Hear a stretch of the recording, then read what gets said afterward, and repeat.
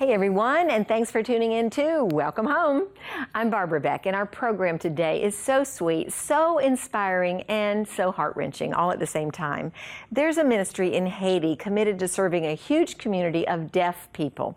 You'll want to hear the stories of hope and compassion and find ways that you can even be involved in this outreach. And it's all coming up next, right here, right now on Welcome Home. So stay tuned. Welcome Home with Barbara Beck, a GoodLife45 original production. Get ready to watch hope happen.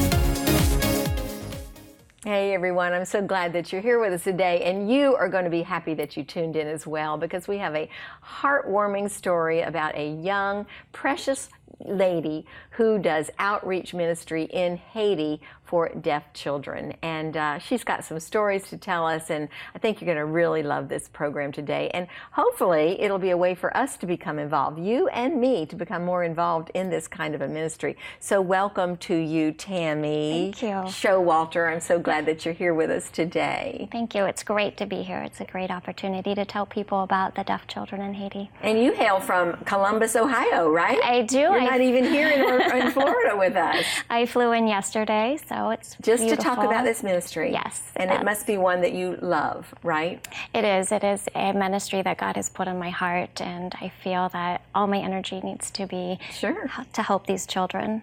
Well, you are obviously not deaf, so to me it's interesting that you're involved with a deaf children ministry, and we're going to talk about that. But first, tell me a little bit about Tammy and how you came to know Jesus. Yes. So I was fortunate to be brought up in a family in West Virginia where we all went to the same church. My grandmother, my parents, my cousins. That is special. Yes. We all went to the same church, and I was very blessed. And my grandmother still goes to that same church, and she's going to be 90 this year. Congratulations and happy birthday to her. Thank you. Yes, so church has just always been a big part of my life, and just getting to know Jesus in Sunday school, actually. So I was very fortunate for that. And then just to live my life, just trying to know the Holy Spirit and live by the Holy Spirit and to be guided by the Holy Spirit has just been, it's a struggle. Yes, daily struggle, challenge for all of us. So God brought you into ministry. Did you ever do any kind of work that was not ministry related? Did He call you into ministry at a young age? No, actually, I worked in the finance industry for many years. Oh. And I had a wonderful job and a wonderful house, and we had excellent clients, and I was blessed. I was living the American dream. And there was something nagging at me. And so I went to talk to my supervisor, who was a Christian at that time. And I said, I'm going to take some time off because we are so blessed here. And I feel like maybe I'm not happy, or maybe I'm missing something. So I took some time off, and I took my Bible and just prayed and studied and listened for God to speak. And He said, I want you to go to school to learn American Sign Language. So I continued to pray and study. Well, that's just sort of out in left field, right? It is, yes, it is. There's no one in my family who is deaf. So yes. So then I went back to my boss, and he said, that has nothing to do with finance, but because the Lord is prompting you, you can go to school. So I went to school at the community college to learn American Sign Language. While you still worked? Yes, while I still worked. And then through that community college, I met different people from all over the country, because a lot of the devotions in American Sign Language can be found online. And I found a training program in Iowa that would prepare me to share the gospel with deaf children in third world countries. Oh, wow. Yeah. So and that's this ministry? Yes. So I left my job and my home. What are your parents saying about this? They pray a lot. Yeah. They didn't try to dissuade you? No, no, because they know that I follow the Lord, and they're Christians too, so they know what it is to have the call of God. So I went to Iowa, and our first assignment was Haiti, and I just fell in love. So you went there in person to Haiti? Yes, yes. Okay. As part of the training. Our first assignment was to go to Haiti. So I went and just fell in love with these kids, and it was awesome. And then after I graduated from that program, I just continued to go back and work in Haiti. But then when did you go from, you don't still work for the finance company? No, This is your full-time job, right? This is not my full-time job yet. I would like it to be soon. So, but I do a lot. I have a very flexible job. Obviously, I've been to Haiti 5 times this year, so I'm able to travel down there. And are you traveling by yourself, or do you go with a group of people? I typically travel alone. Well, because Tammy, did your mother not talk to you about how dangerous that is? I mean, you are so attractive and beautiful, and to take yourself by yourself into a third world country, are there not dangers down there? Yes, there are dangers. I won't lie, there are dangers, but I have a good network there. Once you get there? Yes. Okay. So once I land at the airport, my driver comes and picks me up from the airport, so I'm never alone. Okay. Have you ever felt afraid when you were down there? Yeah, there are some scary times. Okay. Yeah, at night it's scary, or if there's certain festivals going on, it can be scary for a Christian. So, are there very many Christians in Haiti? Yes, there are a lot of Christians in Haiti. Okay. Yeah, there's a lot of outreach from different Christian organizations in Haiti. Because I guess I think of Haiti and I think voodoo and, you know, false religions and all, and there is still that, right, going on down there? Yes. When you minister to these children who are deaf, there's not one particular school that houses the children. You go to all these different sites, is that right? I have visited several of the deaf schools, and what Haiti Deaf Outreach is advocates. So if we have a student who needs vocational training, I can partner with a school in a different area and say to them, okay, he would be really good at construction. Do we have a training program for construction? So, and we have found that that's really the best way to work in Haiti, is to partner with as many people as possible. So you're not reinventing the wheel, you're not struggling. How can we find this vocational training? If someone's already doing it, let's partner with them. Okay. So that's been very helpful to reach out to the other deaf schools in the area. So there are many, many local ministries, and then your Haiti Deaf Outreach is one that comes in and you partner with all these other people in order to better identify children who are in need. Yes. Okay, so what are some other things that you would maybe pull a child out to do? What are some of the needs that these children have? Are they all learning sign language, or is that a part of the curriculum? Yes, the schools are taught in American Sign Language. Most of them are taught in American Sign Language. Well, that's good. Yes. Then you can communicate well with them. Yes, right away we could hit the ground running. And is it hard for you right now to keep your hands still? It is. Would you like to be signing to me while you're talking? I do talk with my hands a lot, so I'll just keep them right here. Yeah, so one of our younger girls, Gracia, she came to us probably at age 8 or 9, and she had no signing skills. She had no communication. So to put her in an environment where there's a lot of signing right away was crucial. Yeah, right. So she would be able to communicate and understand and express her feelings. How would she do that without sign language? Yeah, I'm not sure how her parents handled that. Right. It'd be so confusing and chaotic to somebody. Yes, and she was very shy when she first came, but now she's not shy at all and signs with the best of them. So I know that by traveling down there, Tammy, you probably see a lot of needs. What would you say in Haiti with this outreach? What are the 3 top needs, let's say, that you see down there? Because we've seen the power of prayer, I really believe their top need is prayer partners. And we've just seen miracles after miracle when people are praying. Because we can text. Because technology is amazing. If there's something going on, I can text my prayer partners back here. That's great. Yeah, and you can just see God working. Or something will happen, and when I return to the United States, they'll say, oh, we were praying Tuesday at 7. And I'll be like, oh, that's when the solution came. So just the power of prayer is huge need. Yeah, it is a huge need. So we're always looking for prayer partners. Good. Our second need is probably financial. So Haiti's had a rough year, and it's expensive there now. So yeah, just sponsoring the kids, or if we have, sometimes we have special projects. There's a shortage of gas in Haiti right now, so transportation is very expensive.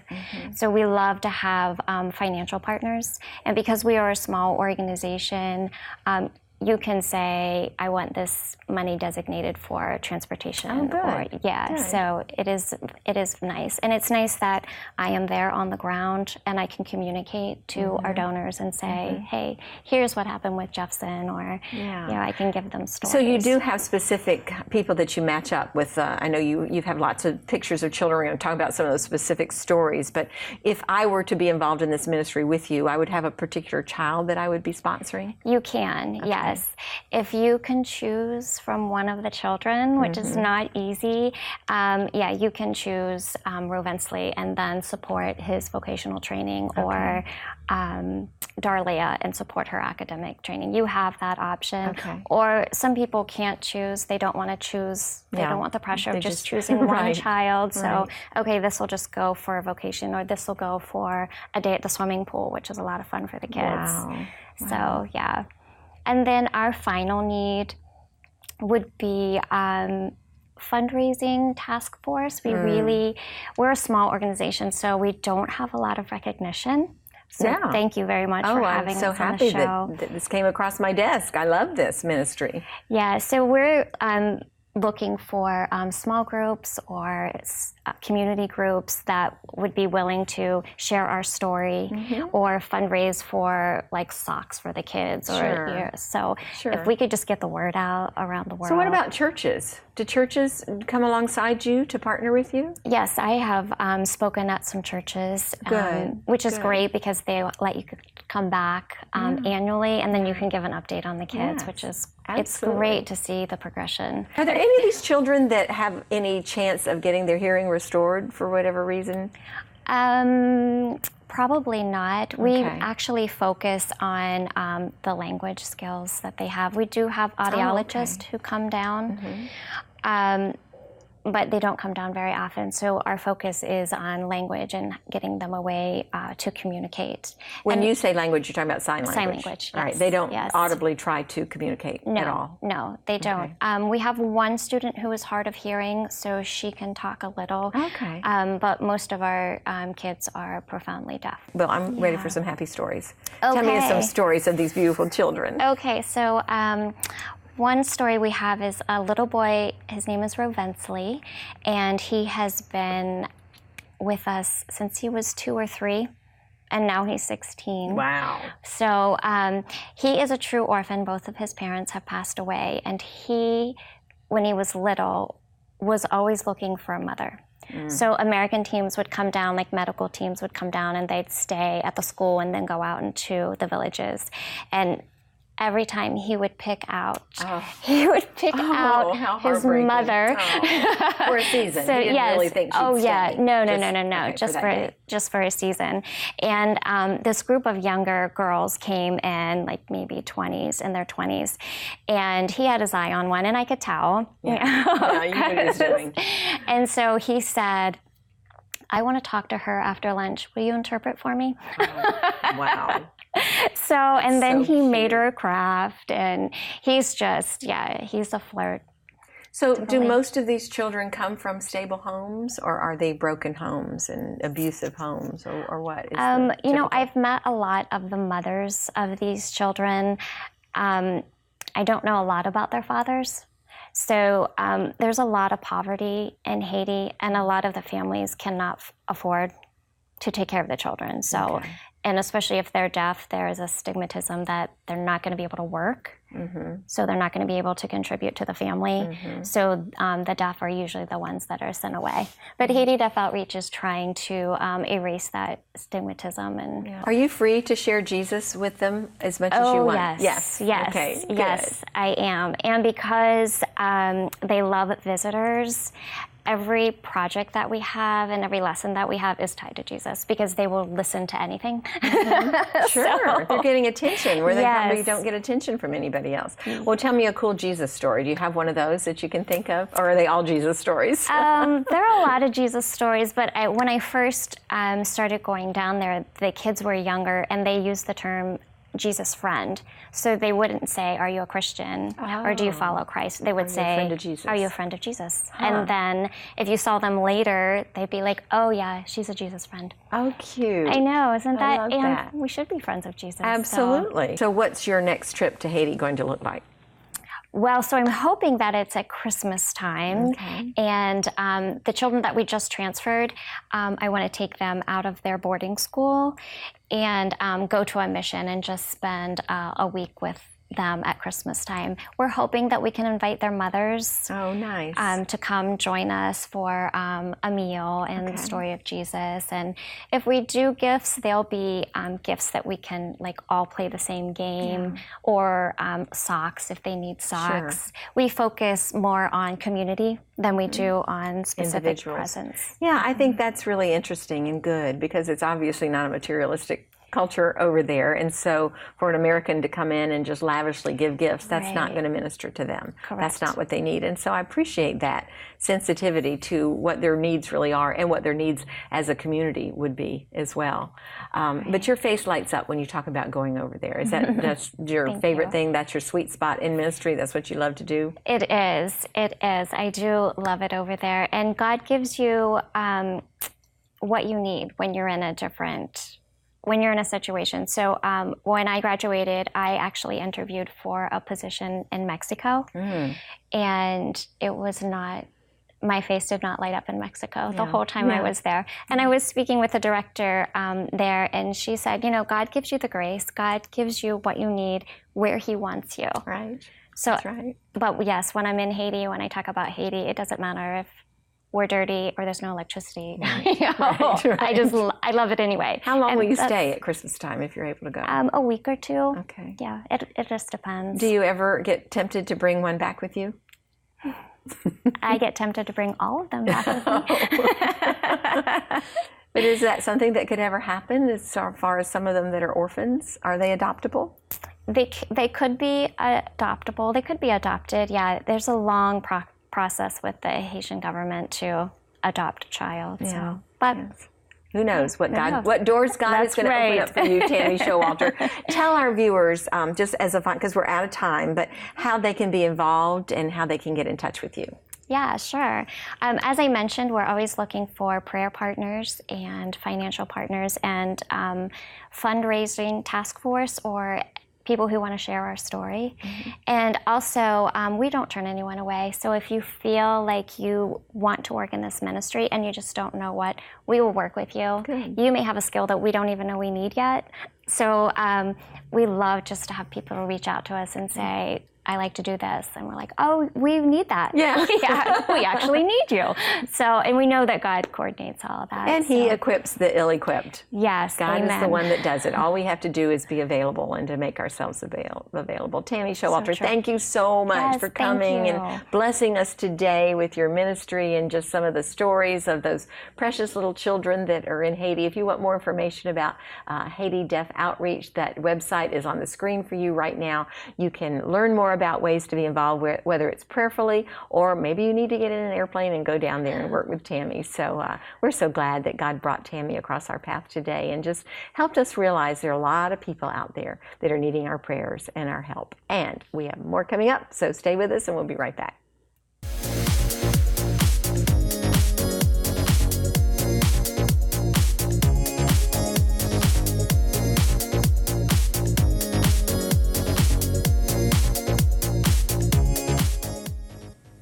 What's cooking? I'll tell you what's cooking. Something good. The reason I know is because I am in the kitchen with John Rivers from Four Rivers Smokehouse in the Coop. Welcome, Hi, Barbara. John. Thank you so much. Glad that you're here with us today. I hope you got your sweet tooth ready to be satisfied because John has something good. Absolutely. we've made a number of bread puddings over the years We together. have, I yes. love them, obviously a little bit too much. I keep making them. This is one of the very first ones I made. And funny enough, this is actually the first recipe that I ever had published. Really? Yeah, went to a magazine. We got a phone call from a magazine, and they were coming up with, they wanted something with hickory wood and side of a sweet. Oh. So I made this actually that had hickory pellets, you know, cooked down and put in it. We're not going to do that today. I've never even heard of hickory pellet. But it was quite unique, and people really loved it. So instead of the hickory taste, we have the bacon, right? Bacon, indeed. So we're going to make a bread pudding. This one is a double chocolate bread pudding. Good. Okay, so we're going to start by slowly bringing to a boil a little bit of half and half here, a little bit of cream. Okay, and in that, I'm going to go ahead and add my sugar. Okay, and I'm going to typically let this go for a few minutes while it cooks down and the sugars really dissolve into here. But for right now, what we're going to do is go ahead and start adding some of the other ingredients to it. I'm going to use 2 different chocolates. Okay, now, that's why it's called double chocolate, right? right? There's a lighter chocolate, and a milk chocolate, and a dark chocolate. Okay. Now, the quality of your chocolates will absolutely have a direct impact on this dish. Meaning what? You want Buy expensive ones? If you really want it to be rich and decadent, Yeah. get a nice chocolate, Okay. Like a Ghirardelli or something like that. If you're not so worried about it, you know, other ones, something generic or something that. Other ones will do just fine. Okay. So I'm putting in my chocolates into my heated cream, okay, so that they melt down a little bit. And how long is that going to take? It'll typically take probably about 5 minutes or so. You want to keep it low because if your heat gets too high on your cream, it'll curdle on you. Curdle your milk, right? Yeah, and you don't want that. Right. And I'm a big fan of just being patient and constantly stirring it too and keeping an eye. In here also, I'm going to put some nice vanilla. Okay. So this is an actual original recipe with you? Yeah, I made this is one of the first ones I made up, out of the blue. And I do like for our viewers to always remember that we put all you're so sweet, John, to share with us because we put all of these recipes on our website for you. They're right there for you. Original. There are no secrets at Four Rivers, right? No secrets. That's Absolutely great. not. Thank you for sharing. Cooking is loving. That's now, right. This is something that is a little trick with any chocolate dishes that we typically make. Put a little bit of espresso in it. Really? Why is that? It enhances the chocolate flavor. Okay. And you actually don't taste the coffee flavor whatsoever, but it brings out more of the chocolate. Nice. I love that. So you can do that in brownies, cakes, so-and-so. It's starting to smell so good, too. So what you see is that this will melt down and begin to thicken, okay? So let's go to the end, what it looks like. So while that's going, we've got some bread that we have over here, and we've cut this off. Now, Any kind of bread? Yeah, any kind.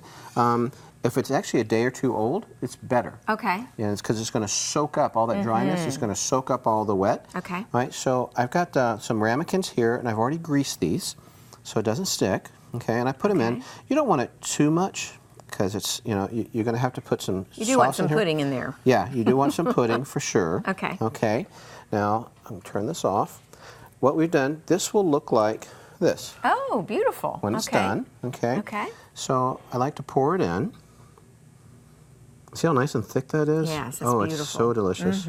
Okay, just like that. Now you can make these in big pans like we typically have, but this is such more of a little bit more elegant, elevated bread pudding. Right. Especially if you use some fancy chocolates and stuff in there. Okay, and you're going to put enough so that it really soaks it up. Right. Okay. Now, just like before, one of the important things about a bread pudding is that we cook it in a water bath. Because, see, I would have said, well, you've already cooked it, but you're talking about putting in the water bath and putting it in the oven. You're right. Okay. So typically, I will push these down and let them set for a while. Okay. So you see how wet this one is? Yes. You see how dry that is? Right, because it soaks it all up. And it soaked it up, which is really what you want. How long in the oven would we cook that? I think it takes about 30 minutes, if I recall correctly. All right. All right, so we're going to put this in. In the oven. In the oven. And let now, that when does the bake. bacon go in all this? Okay, great question. So we have our finished product that comes out. Oh, those are lovely. Okay. Lovely. Now, what we didn't have time to do because it was too hot is you also put some egg yolks in at the end. If you put them in now when it's hot, it'll cook. Cook your eggs. And you don't want that. And just a little touch of salt. All right. Now, on the top of it, all right, I've made a creme anglaise, Okay. which is just a real fancy whipped cream. Very fancy. That's really, really nice. You don't have to. Because it's very complicated. I looked at the recipe, and we will have that recipe, creme anglaise, on our website, but it is very hard, and you're telling me that we can just do whipped cream. You can do whipped cream Right. if you wish. All this is really the base of a custard that Okay. typically would use for ice cream. Uh-huh. And here's where I'll go ahead and add a little now bit the of bacon. bacon. And the reason being, it's that sweet and savory Yes. that we've done so many Yes. times together. You know, getting those two flavors to come in your mouth is really, it's a joy. And you taught me another little secret, that you cook your bacon in the oven. I do. That's crazy. I do. I've never done that. Take a sheet pan, Yes. put a piece of aluminum foil on it, about 400, 425, put it in there. Only takes like 5 minutes. You don't flip it? Don't have to flip it. Okay. No grease, no mess. Okay. Take it out, and it's No good mess, to go. no fuss. All right, let's try this. Okay. Love, love, love pudding. Love, love, love bacon. Oh, this is bad. This is so bad. You do not want to do this. I can feel it. I can feel it already coming out. It's so rich, isn't Oh, it? it's so good. It's so delicious. I love the bacon flavor in there. That Just a I touch. never ever one more bite, and then I'm going to tell you something else, viewers. You're going to love this recipe. Again, it's on our website. Go do these kinds of things with your family, right, John? Absolutely. That's what I love about you. Absolutely. You want the family to get together, to eat together, to have fun together, to grow together, right? Yes. Delicious. Thank you so much for being here. You're welcome. Cookbook also. Lots of recipes in your Lots of cookbook. recipes and in get it. that on Amazon. Amazon, or Costco, Call store. Four Rivers or go to the Yep, store. Let's go to the store. Lots of opportunities to be with your family in the kitchen and get to know your family better and love each other and be able to share the love of Jesus in your home. We have more coming up, so stay with us. We'll be right back.